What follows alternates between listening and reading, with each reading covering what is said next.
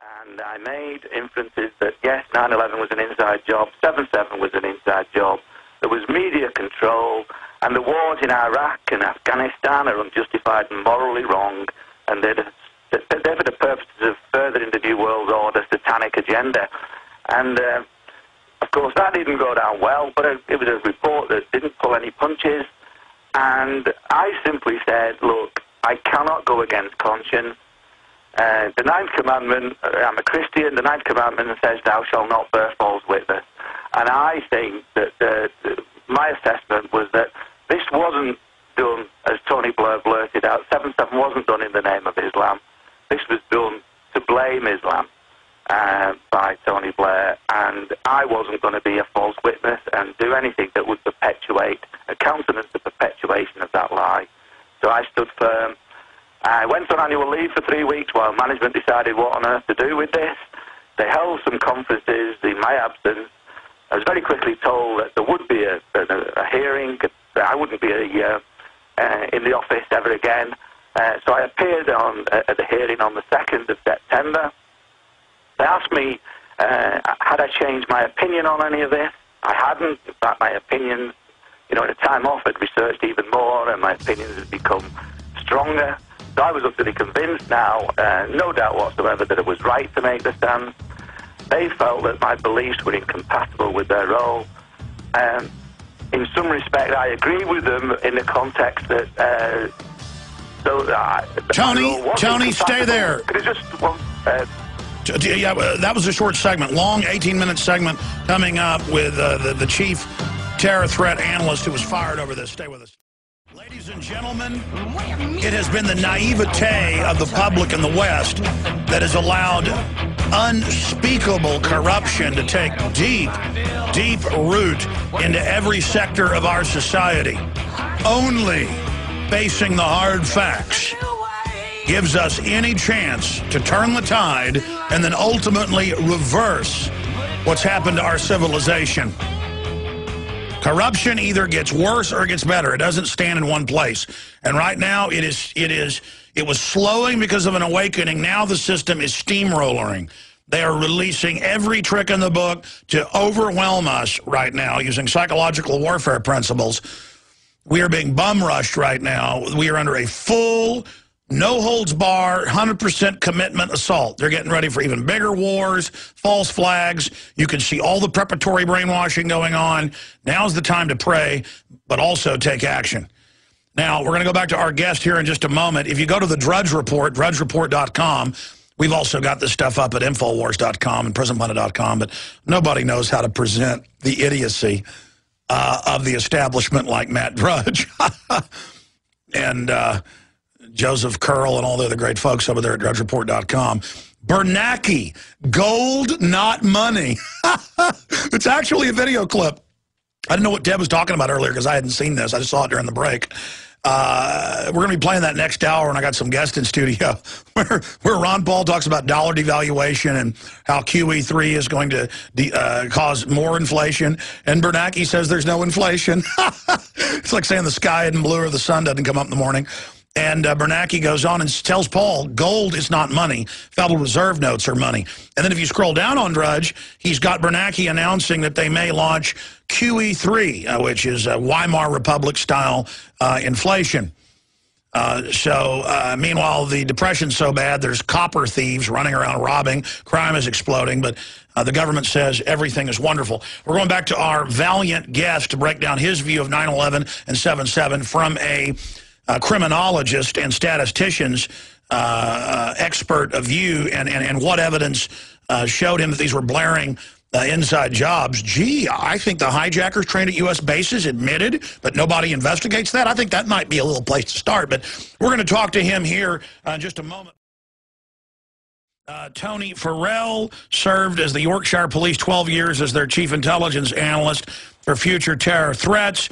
He has, 3 degrees in criminology and statistics. And the point here is that he was following this big report on future threats and said, well, there does show there's some Muslim terrorists, but the big threat is government-sponsored. Here's my evidence. They said, we don't want to see that. It's not compatible with our narrative. So I mean, you hire analysts to give you what the threat is, And even upon the threat of being fired, they say, "You want to change your mind?" And he said, "No, I do not, renounce my Christianity." So they said, "Well, we're going to politically burn you at the stake," and fired him. You've gotten up to that point. Continue, sir, and what's happened since, why you're now going public, and then let's break down 7/7 and 9/11 from your expert perspective. Right, well, it's interesting, Alex, because the way they actually dismissed me, it was quite bizarre. It was a solemn occasion. They dismissed me for my incompatible beliefs, so that made my position untenable. There was no allegation here of any misconduct. So they almost encouraged me to appeal.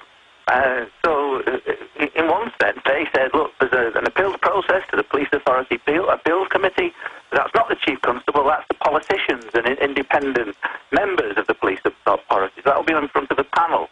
So having always said I probably wouldn't appeal, they seemed to want me to appeal. So I took them up on the offer. I appealed, but it did me no good because they still dismissed me on the 26th of November, which left me 4 days to get this into an employment tribunal. I'd been to my lawyers at that stage, and they said that this might be, your beliefs may be protected under certain law, so they may have acted unlawfully. It depends, but it's worth a try. And they're in the employment brackets, religious and belief regulations from 2003. So there was a potential discrimination case here, and also under the human rights legislation, there was a potential unfair dismissal. So I put it into an employment tribunal situation, and that's ongoing at the moment. It's quite interesting. We've had a pre-hearing review to discuss whether it is a discrimination case. At that pre-hearing review a couple of months ago, the decision was that my beliefs were not protected.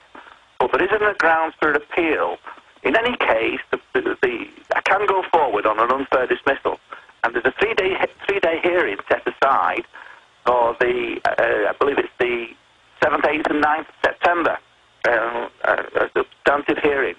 But the key for me, I think, and the key strategy for all of this is to keep the actual belief, the discussion about the belief in court.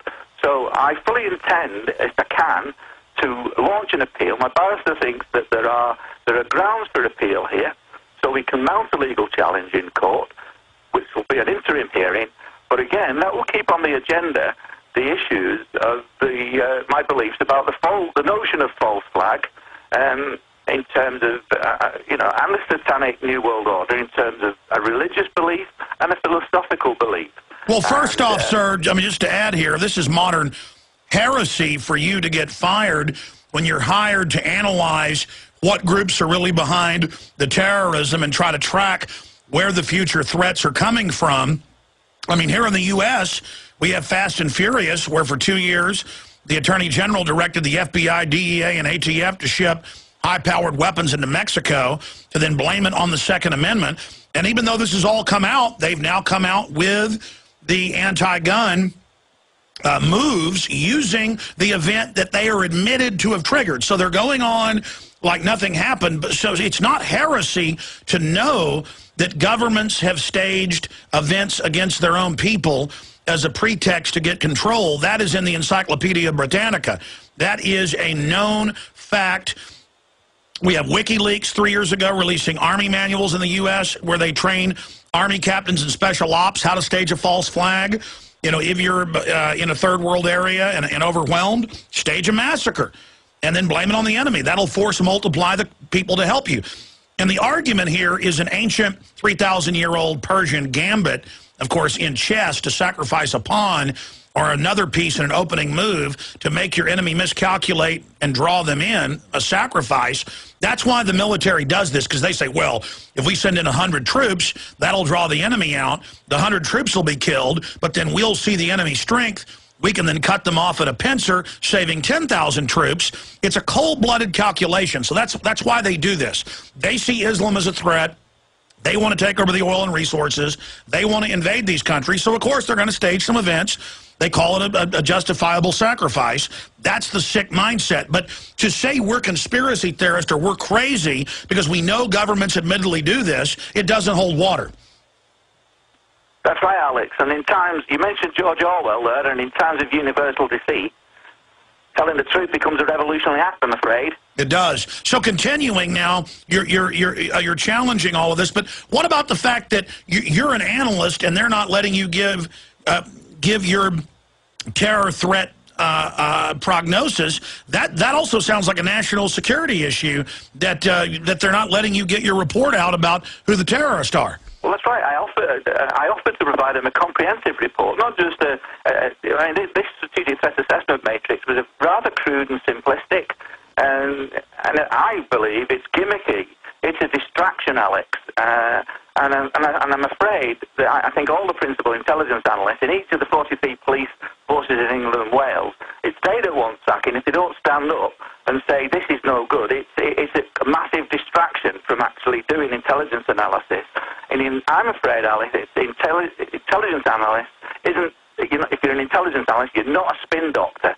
And I'm afraid I wasn't prepared to be a spin doctor in this instance.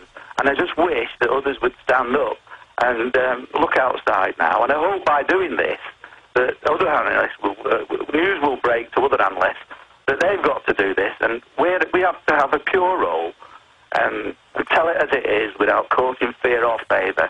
Well, Tony, that's a great point you raise. We know in England now, the former head of MI6 has admitted it. We know the White House and Downing Street memo show it. It's confirmed that Tony Blair and George Bush got together in 10 Downing Street and at the White House on 2 occasions and ordered their intelligence chiefs to fix intelligence around weapons of mass destruction, including nuclear, in Iraq. Tony Blair responded with the 45-minute speech. Powell responded with the anthrax vial.